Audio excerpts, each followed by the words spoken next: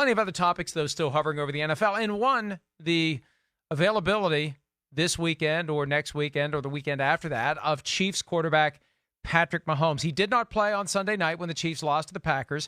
Chiefs are now 5-3 on the year and 0-1 without Patrick Mahomes. Mahomes had told Michelle Tafoya of NBC before the game that if it was a playoff game, he would have played.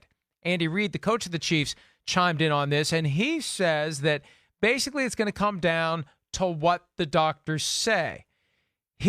Reid said that Mahomes, during the Denver game, was trying to get back in after he had the dislocated kneecap. So Mahomes wants to play, and the Chiefs like that about him, but ultimately it's what the doctors think. Now, here's the thing to keep in mind, at the risk of being ultra cynical, but we know how this works.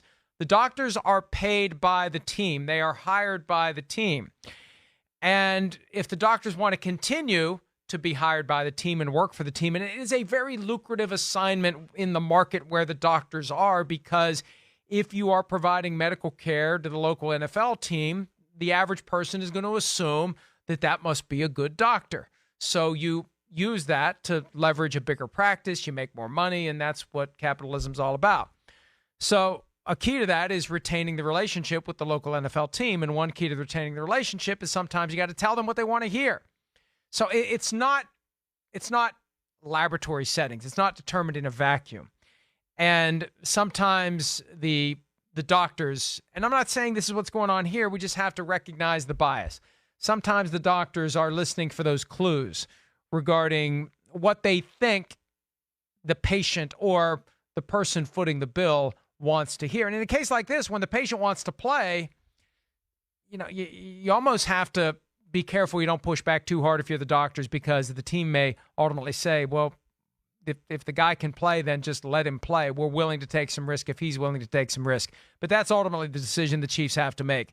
If they do want to nudge the doctors or not nudge the doctors, if they just want to be ultra safe, maybe what they do in a case like this is they nudge the doctors towards saying he can't play. So then Patrick Mahomes won't get mad at the team, won't get mad at the coach for not letting him play.